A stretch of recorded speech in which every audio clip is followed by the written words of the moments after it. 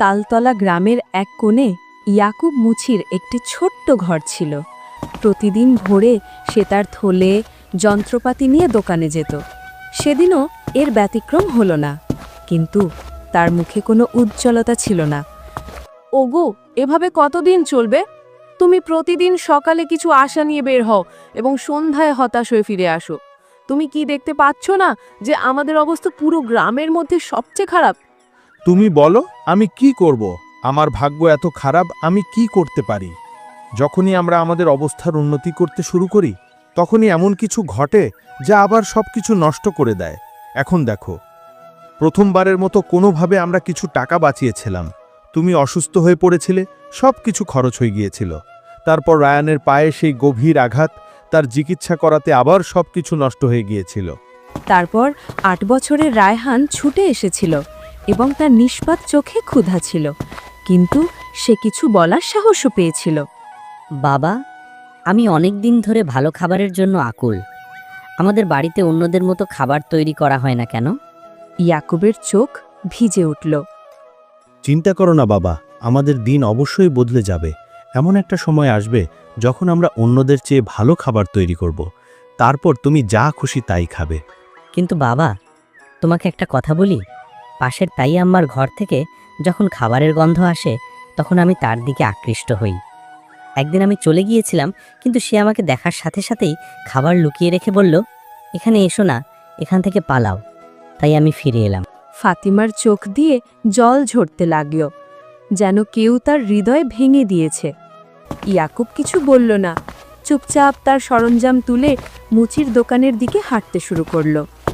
ইয়াকুবের মুচির দোকানটি গ্রামের মোড়ে ছিল। সেদিন পাটি বিছানোর সাথে সাথেই সে যন্ত্র তুলে নিল। তার মনে হলো তার বাহুতে আর আগের মতো শক্তি নেই। তার হাতের বাহুগুলো ক্লান্ত লাগছিল। হে আল্লাহ, আর কত পরীক্ষা নেবেন? আজ একজনও গ্রাহক আসেনি, এবং তার উপরে বাড়ির অবস্থা। রায়হানের নিষ্পাপ কথাগুলো আমার মনের ভেতরের সব কিছু ভেঙে দিয়েছে।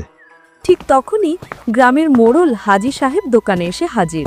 তার মুখে একটা আনুষ্ঠানিক হাসি ফুটে উঠল। হ্যাঁ ইয়াকুব, কি হয়েছে? আজ তোমার হাত আগের মতো শক্ত মনে হচ্ছে না। কি হয়েছে? তোমার মনটা একটু ভারী লাগছে কেন? হ্যাঁ মোড়ল মশাই, এখন আপনি তো সব কিছু জানেন, তবু আপনি জিজ্ঞাসা করছেন। আমার পরিবার খুব আর্থিক সমস্যায় পড়েছে। আমি খুব পরিশ্রম করি, কিন্তু আমার ভাগ্য ভালো নয়। মোড়ল চুপ করে রইল, কিন্তু তারপর পাশ থেকে আলতাব এলো। গ্রামের সেই মানুষটি যে অন্যের কষ্ট উপভোগ করতে খুব পছন্দ করতেন। মোড়ল মশাই, আমি বলছিলাম যে এই ইয়াকুবকে গ্রাম থেকে বের করে দেওয়া উচিত। তার দুর্ভাগ্যজনক ছায়া পুরো গ্রামে ধীরে ধীরে ছড়িয়ে পড়ছে। বলা হয় কিছু মানুষ এরকমই হয়, যাদের ওপর মৃত্যুর ছায়া থাকে এবং তারা পুরো গ্রামকে ধ্বংস করে দিতে পারে। মোড়ল প্রথমে হতভাগ হয়ে যায় এবং তারপর হাসতে শুরু করে। আলতাবও হাসতে শুরু করে। আরে আলতাফ, তুমি ওকে ছেড়ে দাও, এখান থেকে চলো। ইয়াকুবের অবস্থা দেখে দুজনেই হেসে উঠল এবং চলে গেল। ইয়াকুব সেখানেই বসে রইল, আকাশের দিকে চোখ তুলে বলল, হে আল্লাহ, আমি কি আমার ভাগ্য নিজেই লিখেছি? আমি কি কারো ক্ষতি করেছি? কখনো চুরি করেছি? কখনো অসৎ কাজ করেছি? কখনো খারাপ কিছু করিনি? তাহলে আমার উপর এই দুঃখ কেন এসেছে? কেন তুমি আমার স্বপ্নের আশা হারালে? আমার আশার প্রদীপ নিভে গেছে। আমি কুয়াশায় হারিয়ে গেছি। আমি বেরোনোর পথ দেখতে পাচ্ছি না। এই একাকিত্ব কখন শেষ হবে? তার হাত থেকে যন্ত্রটি পড়ে গেল সেদিন। তার সাহস নিভে গিয়েছিল সে দোকানে পৌঁছানোর আগেই। আমি আজ খালি হাতে যাব। ফাতেমা নিশ্চয়ই সেখানে বসে আছে আশা করে। আমার বাড়ি যেতেও ইচ্ছে করছে না। আমি কি করব? আমার ছেলে নিশ্চয়ই ঘুঘার্থ। সন্ধ্যায় ইয়াকুব ক্লান্ত হয়ে বাড়ি ফিরে এলো। তার মুখ বিষণ্ণ। ঘরের ভেতরে পা রাখার সাথে সাথেই ফাতেমা তাকে দেখতে পেল। ওগো, তোমার কি হয়েছে? আজ তোমার মুখ এত বিষণ্ণ কেন? আরে কিছু বলো। ইয়াকুবের চোখ জলে ভরে গেল। সে ধীরে ধীরে ফাতেমার দিকে তাকালো। এখন গ্রামের সবাই আমার দুর্ভাগ্য নিয়ে মজা করতে শুরু করেছে। ফাতেমা, আমি আর কি বলবো, আজ দোকানে একজনও গ্রাহক আসেনি। তার ওপরে মোড়ল হাজী সাহেব আর আলতাব দুজনেই আমার ভাগ্য দেখে হাসতে হাসতে চলে গেল। আমি তোমার জন্য কিছু আনতে পারিনি।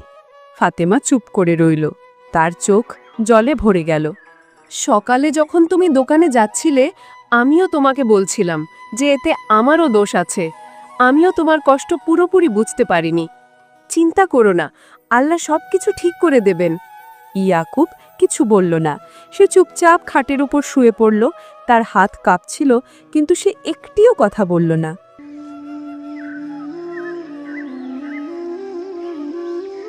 পরের দিন সকালে ফাতিমা ইয়াকুবকে বলল, ওগো ইয়াকুব, বাকিতে কিছু খাবার নিয়ে এসো। আমাদের গ্রামের দোকানদার হয়তো তোমাকে কিছু বাকি দেবে। না ফাতেমা, গতকালও আমি তার কাছে গিয়েছিলাম। সে তার আগের ধার চাইছে। এখন তার দোকানে যেতে আমার লজ্জা লাগছে। আমার মনে হয় না আমাদের পরিস্থিতির আর কোনোদিন উন্নতি হবে। যদি এভাবে চলতে থাকে তাহলে আমাদের এই গ্রাম ছেড়ে যেতে হবে। আমি ইতিমধ্যেই গ্রামের 2-3 জনের কাছ থেকে টাকা ধার করেছি। এখন আমার আর কারো কাছ থেকে টাকা ধার করার সাহস নেই। সবাই জানে যে আমি ঋণ ফেরত দিই না। যদি আমি তা ফেরতও দিই, কোথা থেকে দেব? আমাদের কাছে এত টাকা নেই, যা আসে তা খরচ হয়ে যায়। হ্যাঁ ইয়াকুব, আমি জানি না আমাদের আল্লাহ কি শাস্তি দিচ্ছেন, তবে আমাদের আশা থাকা উচিত। আমাদের দিন অবশ্যই একদিন বদলে যাবে। তোমার কাছ থেকে এই কথা শুনতে শুনতে 12 বছর হয়ে গেছে, আজ পর্যন্ত এমন দিন আসেনি। সে চুপচাপ ঘর থেকে বেরিয়ে সোজা বনের দিকে রওনা দিল। তার মন ভারী হয়ে উঠল, চোখ দুটো বিষণ্ণ আর পা দুটো প্রাণহীন। শুধু একটাই চিন্তা তার মনে বারবার আসছিল, এটাই কি জীবনের শেষ? আমার কি চিরকালের জন্য আমার কষ্ট থেকে মুক্তি পাওয়া উচিত? ইয়াকুব আত্মহত্যার চিন্তায় ডুবে গ্রামের সীমানায় পৌঁছেছিল, ঠিক তখনই সে মোড়ল হাজী সাহেবকে সামনে থেকে আসতে দেখল। আরে ইয়াকুব, আজ দোকান খোলোনি? তুমি কি সোজা বনের দিকে চলে যাচ্ছ? কি ব্যাপার? এখন কি তুমি মুচি থেকে কাঠুরিয়া হতে চাও? ইয়াকুব চুপ করে রইল। সে ইতিমধ্যেই দুঃখিত। মোড়লকে উত্তর দেওয়ার জন্য তার কাছে কোনো ভাষা ছিল না। অন্তত এটা ভালো, কাঠুরিয়ারাও খারাপ নয়। অন্তত বনে কেউ তোমার ভাগ্য নিয়ে মজা করবে না, তাই না? মোড়ল হাসতে হাসতে চলে গেলেন। ইয়াকুব কিছু না বলে বনের গভীরে চলে গেলেন। ইয়াকুব এখন ক্লান্ত, তার পা দুটো হাল ছেড়ে দিয়েছে। সে ঘন গাছের ছায়ায় বসে আকাশের দিকে তাকাতে লাগল। আমিও একজন পুরুষ, তাই আমি কারো সামনে কাঁদতে পারি না। ফাতিমা আর রায়হান যদি আমাকে কাঁদতে দেখত তাহলে তাদের মনোবল ভেঙে যাবে। সেই জন্যই আমাকে বনে আসতে হলো। আল্লাহ, তুমি আমাকে কতটা পরীক্ষা করবে? ইয়াকুব আকাশের দিকে তাকিয়ে বিষণ্ণভাবে কথা বলছিল। হঠাৎ সে কারো চিৎকার শুনতে পেল। যদি কেউ থাকে তাহলে আমাকে সাহায্য করো। সে উঠে চারপাশে তাকাতে লাগল। হঠাৎ তার চোখ মাটিতে শুয়ে থাকা একজন বুড়ো পীর ইমরানের উপর পড়ল। ইয়াকুব ছুটে গিয়ে দেখল বুড়ো পীর ইমরান মাটিতে পড়ে আছেন। পীর বাবা, কি হয়েছে? আপনি এভাবে শুয়ে আছেন কেন? আমি রাজ্যের দিকে যাচ্ছিলাম, পথে আমার পা মচকে গেল, আমি পড়ে গেলাম এবং তারপর থেকে আমি এই নির্জন জঙ্গলে শুয়ে আছি। এই জঙ্গল এতটাই জনশূন্য যে কেউ এখানে আসে না। অনেক দিন হয়ে গেল আমি কোনো মানুষ দেখিনি। আমার খুব তৃষ্ণা পেয়েছে, আমার গলা শুকিয়ে যাচ্ছে। যদি তাড়াতাড়ি জল না পাই তাহলে হয়তো আমি আর বাঁচতে পারবো না। ইয়াকুব ভয় পেয়ে গেল এবং সাথে সাথে চারপাশে তাকাতে লাগল। হয়তো সে কোথাও থেকে জল বা কিছু সাহায্য পাবে। কিন্তু এখানে দূর দূরান্তে কোনো পুকুর দেখা যাচ্ছে না। পীর বাবা, আপনি যদি জানেন আমি কোথায় জল পেতে পারি তাহলে আমি এখনই তা নিয়ে আসব। এখান থেকে প্রায় 3 মাইল দূরে একটি পুকুর আছে, তুমি সেখান থেকে আমার জন্য জল নিয়ে এসো। এই বলে পীর ইমরান তার জলের পাত্র ইয়াকুবের হাতে তুলে দিল। ক্লান্ত ইয়াকুব দেরি না করে সেই দিকে হাঁটতে শুরু করল, যেখানে সে তার শেষ আশা দেখতে পেল। বনের নীরবতার মাঝে ক্লান্ত পা থাকা সত্ত্বেও সে পুকুরে পৌঁছে গেল। যখন সে জলের পাত্রটি জলে রাখল, তখন হঠাৎ পুকুর থেকে ধোঁয়া উঠতে শুরু করে। ধোঁয়া ধীরে ধীরে এক ভয়ঙ্কর নারীর আকার নিতে শুরু করে। এই দৃশ্য দেখে ইয়াকুবের মনে ভয় আর বিস্ময়ের ঢেউ বয়ে গেল। তুই এই পুকুর থেকে জল নেওয়ার সাহস কি করে করলি? তুই কি জানিস না যে এই পুকুর থেকে কেউ জল নিতে পারে না? দেখো, আমি সত্যি জানতাম না যে এই পুকুরটি তোমার। আমাকে ক্ষমা করো, আমি তোমাকে কোনোভাবেই অপমান করিনি। আমি একজন ডাইনি। যদি তোর এই জল চাই তাহলে তোকে আমার একটি ধাঁধার উত্তর দিতে হবে। যদি তুই ভুল উত্তর দিস তাহলে আমি তোকে এই পুকুরে ডুবিয়ে মেরে ফেলব। কিন্তু হ্যাঁ, আরও একটি উপায় আছে যার মাধ্যমে তুই পালাতে পারিস। তুই এখান থেকে জল না নিয়ে চলে যা, ধাঁধাও না, মৃত্যুও না। ইয়াকুব গভীর চিন্তায় ডুবে গেল। একদিকে পীর ইমরান আর অন্যদিকে মৃত্যুর ভয়। আমি জল না নিয়ে এখান থেকে যাব না। আমি কাউকে জল আনার প্রতিশ্রুতি দিয়েছি, আর আমি আমার প্রতিশ্রুতি ভঙ্গ করব না। তাহলে আমার এই ধাঁধাটি শোন। একটি ঘর যা প্রতিটি দিকে খোলা, যার ভেতরে আলো আছে এবং কোনো জানালা নেই, কোনো দরজা নেই, কোনো দেওয়াল নেই, কোনো জমি নেই, তবুও সব কিছুই এর ভেতরে আটকে আছে। বলতো কে সে? ইয়াকুব কয়েক মুহূর্ত চোখ বন্ধ করে রইল। তার নিঃশ্বাস দ্রুত এবং অনিয়ন্ত্রিত ছিল, যেন তার হৃদয়ের ভেতরে একটা ঝড় বইছে। কিন্তু তার মুখে এক অনন্য প্রশান্তি, গভীর প্রশান্তির অনুভূতি, যেন সে তার ভেতরে আলো দিয়ে সত্য খুঁজে বের করার চেষ্টা করছে। ভেতর থেকে অস্থিরতা সত্ত্বেও তার কপালে স্পষ্টভাবে দেখা যাচ্ছিল যে সে হাল ছাড়বে না। এটাই মানুষের মন, যা প্রতিটি দিকে খোলা, যার আলোর পাশাপাশি অন্ধকারও রয়েছে। কোনো দেওয়াল নেই, কোনো দরজা নেই, তবুও পুরো পৃথিবী এর মধ্যেই সীমাবদ্ধ। ডাইনি কয়েক মুহূর্ত চুপ করে রইল, যেন সে ইয়াকুবের উত্তর শুনে অবাক হয়ে গেল। তারপর হঠাৎ সে জোরে জোরে হাসতে শুরু করল, এমন একটি হাসি যার মধ্যে বিস্ময়, রাগ এবং হয়তো একটু সুখও লুকিয়েছিল। তুই প্রথম ব্যক্তি যে আমার ধাঁধার সঠিক উত্তর দিয়েছিস। যা, যত ইচ্ছা জল নিয়ে যা। আজ তোর সাথে দেখা করে আমি খুশি। ইয়াকুব তার জলের পাত্রটা ঠান্ডা ও পরিষ্কার জলে ভরে দিল। তার চোখে সাফল্য ও তৃপ্তির ঝলক ছিল। তারপর সে দ্রুত ফিরে গেল। তার পদক্ষেপে তাড়াহুড়ো ছিল, কিন্তু হৃদয়ে প্রশান্তি ছিল। সে সরাসরি সেই জায়গায় পৌঁছে গেল যেখানে পীর ইমরান প্রাণহীন অবস্থায় পড়েছিলেন, যেন তার জীবনের শেষ আশা কেবল ইয়াকুবের ফিরে আসার সাথে যুক্ত ছিল। এই নিন পীর বাবা, আমি জল এনেছি। জল পান করার সাথে সাথে পীর ইয়াকুবের দিকে গভীরভাবে তাকালেন।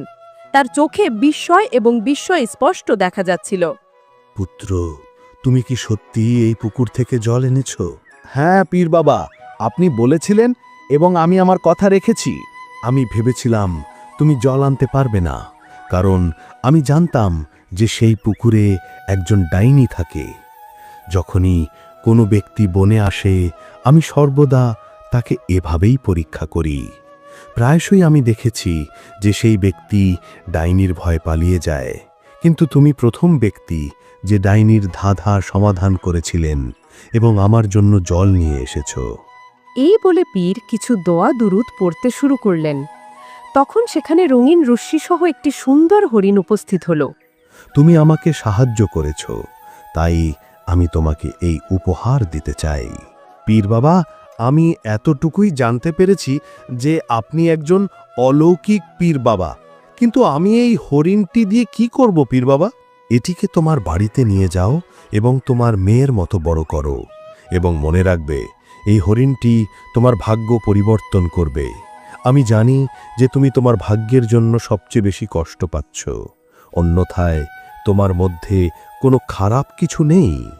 তুমি একজন পরিশ্রমী মুচি, তোমার মনে কোনো লোভ নেই, এবং তুমি অন্যদের সাহায্য করো এমন ব্যক্তিও। এই বলে পীর বাবা সেখান থেকে চলে গেল। ইয়াকুব হরিণটিকে সাবধানে তুলে তার বাড়িতে আনল। হরিণের সৌন্দর্য এবং উজ্জ্বলতা দেখে ইয়াকুবের মনে এক নতুন আশা জেগে উঠল, এবং সে ভাবল যে সে এটিকে রক্ষা করবে এবং তার ভাগ্য পরিবর্তন করার চেষ্টা করবে। আরে, তুমি এই হরিণটি কোথা থেকে পেলে? ইয়াকুব ফাতেমাকে পুরো ঘটনাটি বলল। আমরা ইতিমধ্যেই বাড়িতে খাদ্যের অভাবের মুখোমুখি। যদি আমাদের পীর বাবা কিছু দিত তাহলে টাকা দিত, তিনি এই হরিণটিকে কেন দিলেন? হ্যাঁ, এখন পীর বাবা নিশ্চয়ই ভেবেচিন্তেই দিয়েছেন। তিনি আমাদের অবস্থা সম্পর্কেও খুব ভালোভাবে জানতেন। ঠিক তখন সেখানে রায়হান চলে এলো।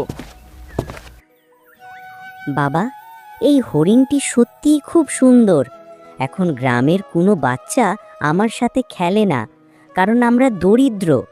তারা আমাকে তিরস্কার করে, আমাদের দারিদ্রতা নিয়ে তারা উপহাস করে। কিন্তু এখন আমি এই হরিণটির সাথেই খেলবো। এই বলে রায়হান হরিণটিকে নিয়ে ঘর থেকে বেরিয়ে গেল এবং খেলতে শুরু করলো। হরিণটি এত সুন্দর ছিল যে যে কেউ এটিকে দেখলে মুগ্ধ হয়ে যাবে।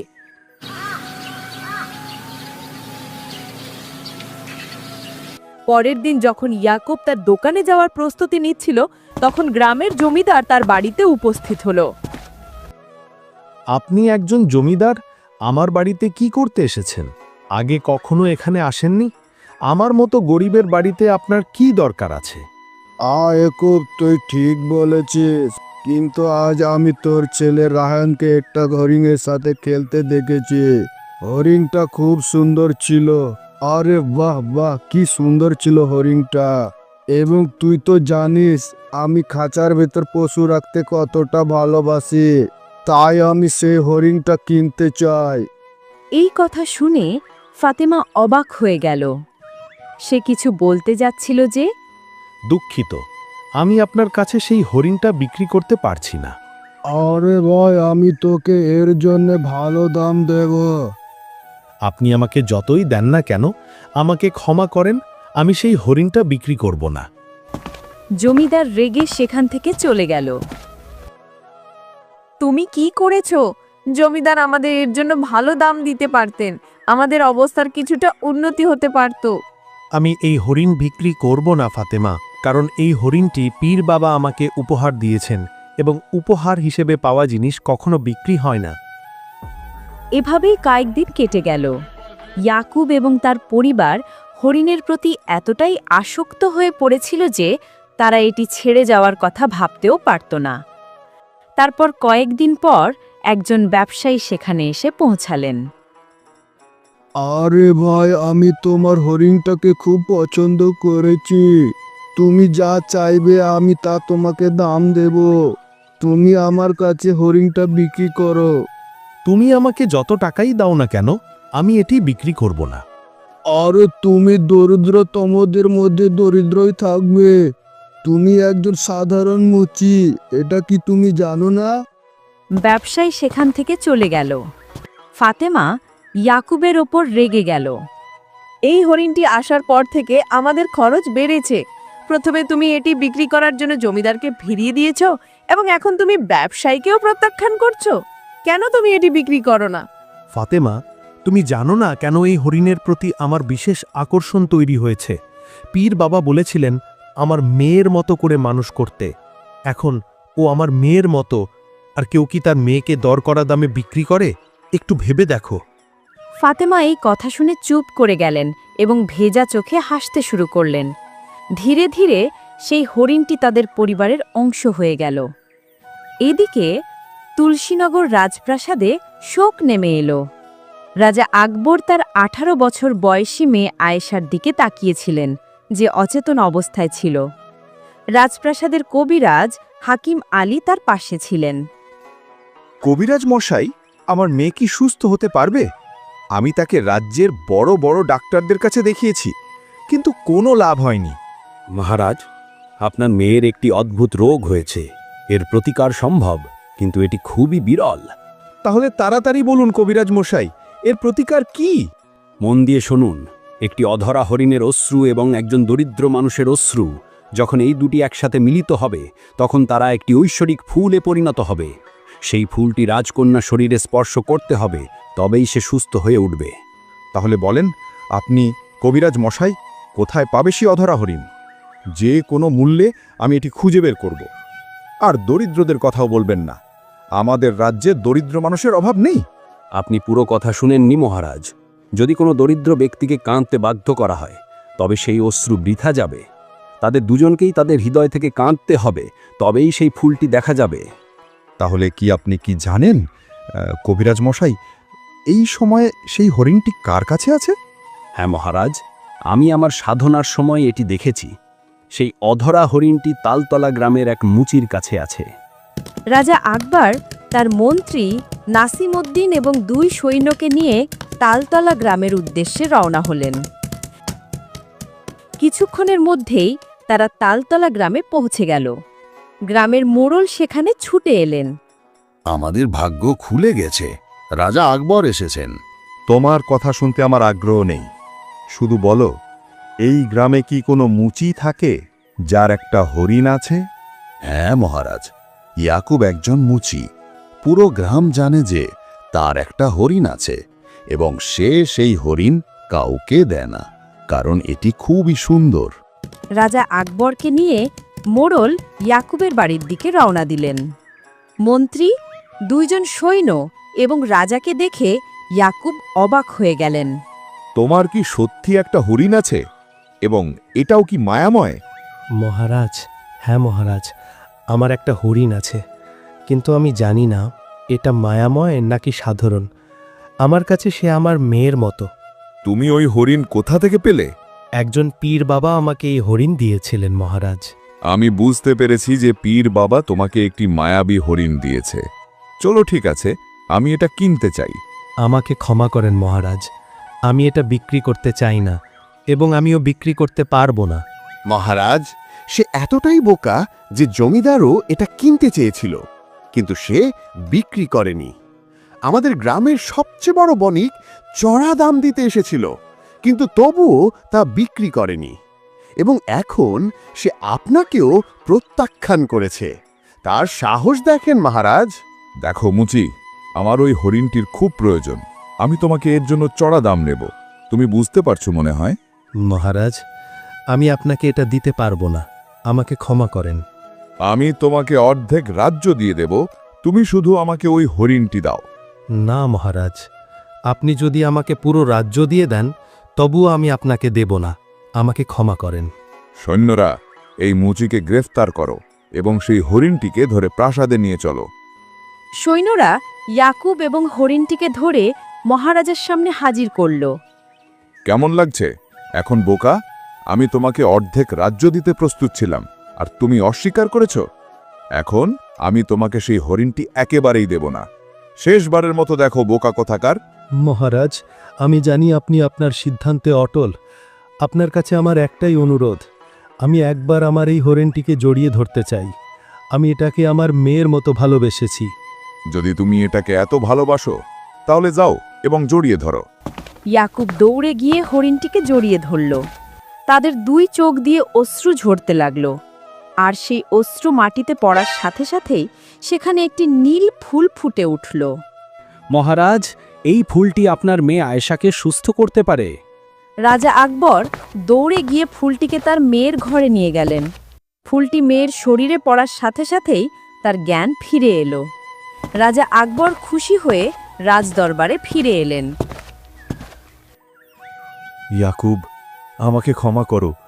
আমি আমার মেয়ের প্রতি ভালোবাসায় অন্ধ হয়ে তোমার প্রতি অন্যায় করেছি। তোমার কান্না সত্য ছিল। এবার আমি বুঝতে পারলাম তুমি কতটা সত্য কথা বলছো।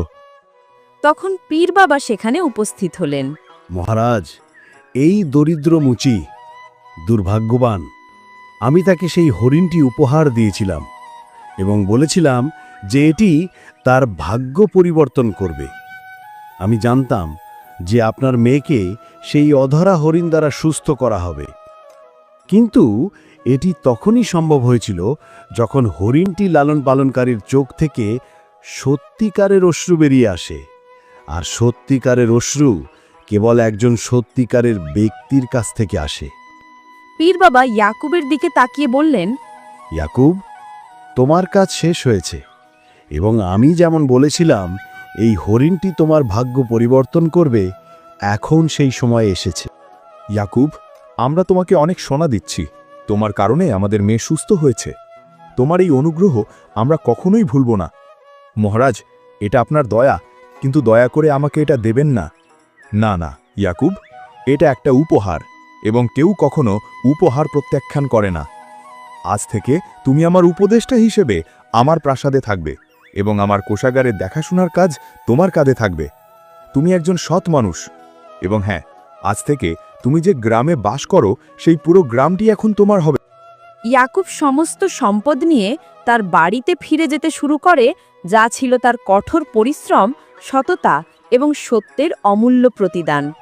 এইভাবে একজন সাধারণ মুচি তার কঠোর পরিশ্রম এবং ভালোবাসার কারণে তার ভাগ্য পরিবর্তন করতে সফল হয়। তার জীবন এখন আগের চেয়েও সুখী এবং সফল হয়ে ওঠে, এবং সে তার গ্রামের জন্য একটি উদাহরণ হয়ে ওঠে। বন্ধুরা, আমরা এই গল্পটিতে কি শিখতে পারলাম? সততা এবং ধৈর্যের সাথে মনোবল নিয়ে কাজ করলে যে কোনো মুহূর্তেই সফল হওয়া যায়। বন্ধুরা, আপনাদের কাছে আমাদের এই গল্পটি কেমন লেগেছে আপনারা কমেন্ট বক্সে লিখে জানাবেন, আর আগে কোন ধরনের গল্প দেখতে ইচ্ছুক সেটিও জানাবেন। আর আমাদের গল্পগুলো ভালো লেগে থাকলে আমাদের চ্যানেলটি সাবস্ক্রাইব করবেন, লাইক করবেন, আর আমাদের পাশে থেকে আমাদেরকে সাপোর্ট করবেন। আপনাদের সকলকে আন্তরিক ধন্যবাদ।